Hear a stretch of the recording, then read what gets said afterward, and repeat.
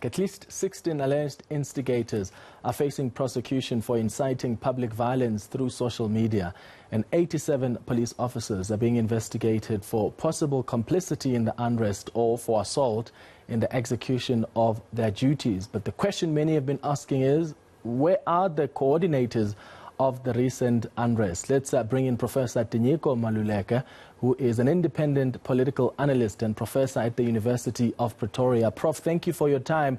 I think most of us are still waiting on government to arrest the coordinators of the recent unrest, because what we have seen now are the fringe players, right? The people that fend the fires, and not necessarily those that planned the so-called insurrection. Do you think this idea that the unknown instigators is part of government's strategy?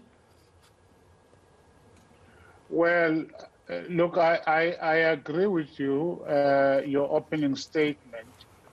However, we need to be careful that we do not assume that there are so-called coordinators any more than we wish to assume that there are instigators until government has pointed them out and tried them and proven that indeed the role they played is at the level of instigation and at the level of being planners, if you like, coordinators of this. The reason I advise caution here is that from the word go, we were told that there were 12 instigators. You remember 4.5 days after the beginning of the looting, we were told that there were 12 instigators.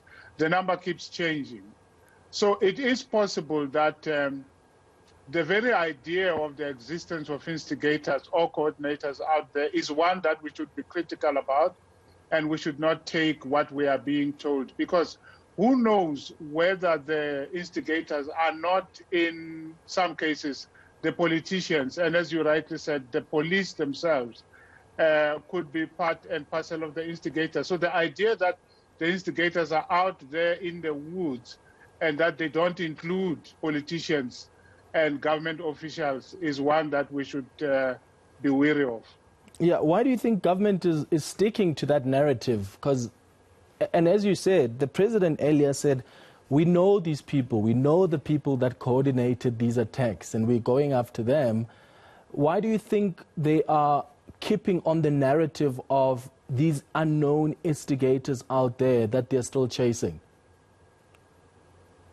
Well, a part of what that narrative does is that it appeases public concerns and public anger at what has happened. I mean, remember, more than 300 lives have been lost, not to speak of the economic damage that has been caused and the reputational damage that has been caused to the country. So it's a way of managing that. As long as we continue to believe that there are instigators outside of government, outside of the police, outside of officialdom, then we look forward to the day when the bearded monsters will be brought to book and brought to court.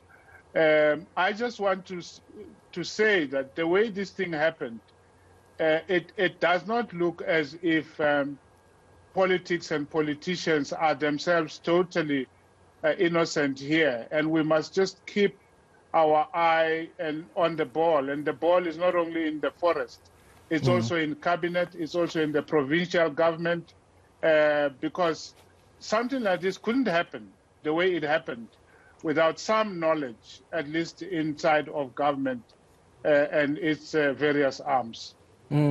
So if government doesn't ever get to arrest these unknown kingpins, how does that impact then on this strategy and the narrative that they are pushing out? Because I'm thinking here it would be an indictment on our security forces, because they would have failed. How do they keep on talking about these kingpins that are out there and yet they're not getting to them? Well, if they don't get to them, it could indicate that the kingpins are at home. It's an inside job. Yeah. The kingpins are perhaps not out there, they are in here. Yeah. You know, so we will have to wait and see whether the kingpins are completely external to government structures, provincial and national, and completely external to the police themselves. I mean, let's face it, we saw what was happening at eNCA. We had all the politicians making statements.